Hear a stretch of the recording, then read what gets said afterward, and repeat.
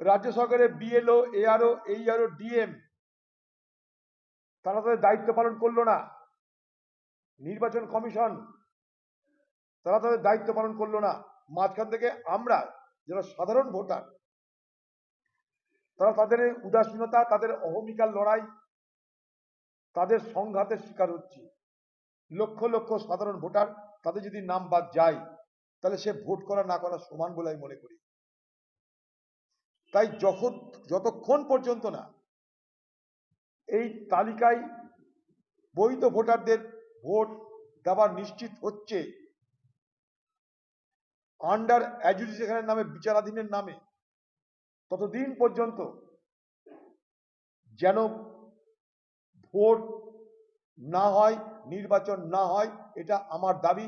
বাংলার মুখ্যমন্ত্রীকে বলবো যে আপনি এই দাবি নিয়ে সুপ্রিম কোর্ট যান। আমি নিজে এই দাবি নিয়ে সুপ্রিম কোর্টে যাওয়ার প্রস্তুতি শুরু করেছি। আমার মনে হয়েছে যে এটা আমার একটা সাংবিধানিক দায়িত্ব, নাগরিকের পালন করবার সুযোগ থেকে বঞ্চিত হচ্ছে সাধারণ মানুষ।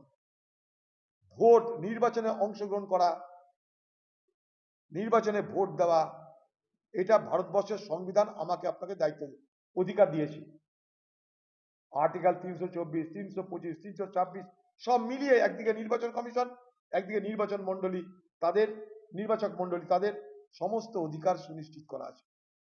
সেই জায়গায় দাঁড়িয়ে ফ্রি অ্যান্ড ফেয়ার ইলেকশন, অবাধ নির্বাচন যদি করতে হয় তাহলে free and fair electoral role, অর্থাৎ অবাধ ত্রুটিহীন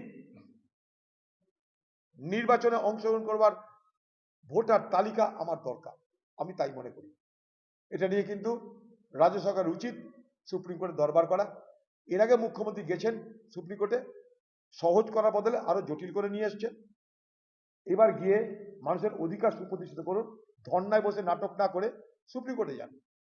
ধর্নায় বসে নাটক করে 2021-এর ভোট যেমন এনআরসি ভার্সেস এনআরসি হয়েছিল, আমি এনআরসি আনবো, আমি এনআরসি রুখবো, এবার আবার সেটাকে ঘোরানো হচ্ছে আমি এসআইআর আনবো, আমি এসআইআর থেকে রক্ষা করব। এই নির্বাচনের এই ন্যারেটিভ, এই ভাষ্য তৈরি করা হচ্ছে, কিন্তু সাধারণ মানুষের অধিকারকে সুনিশ্চিত করার কোনো প্রয়াস আমরা দেখতে পাচ্ছি না। রাস্তায় মুখ্যমন্ত্রী ধর্নায় বসার আগে রাত দখল শুরু করলো বাংলা। দেখুন, এসআইআর প্রক্রিয়া নিয়ে এই বাংলার মানুষের হয়রানির কথা আমরা সবাই জানি। বাংলার মুখ্যমন্ত্রী তিনি নিজে ধর্নায় বসবেন।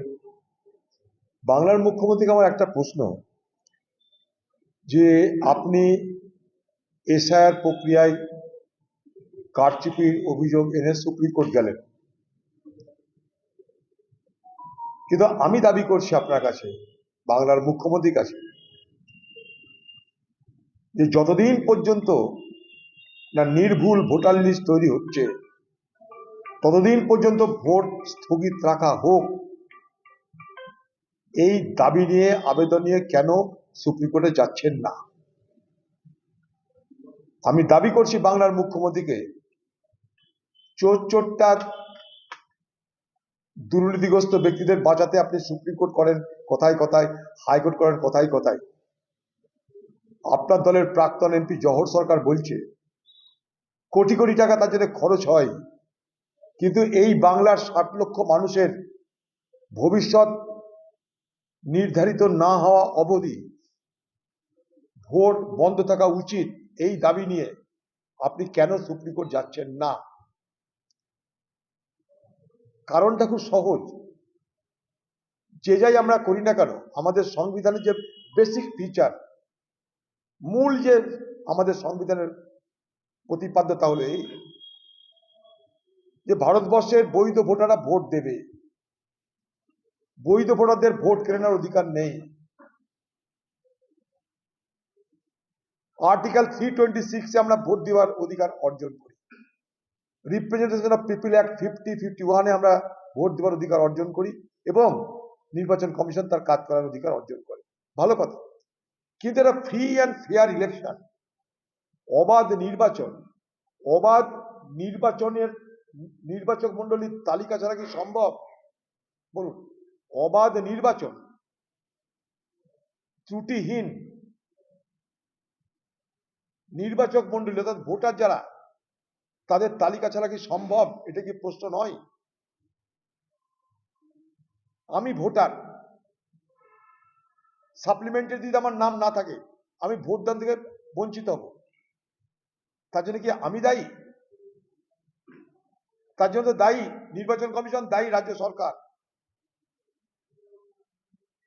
রাজ্য সরকারের বিএলও, এআরও, এইআরও, ডিএম, তারা তাদের দায়িত্ব পালন করলো না।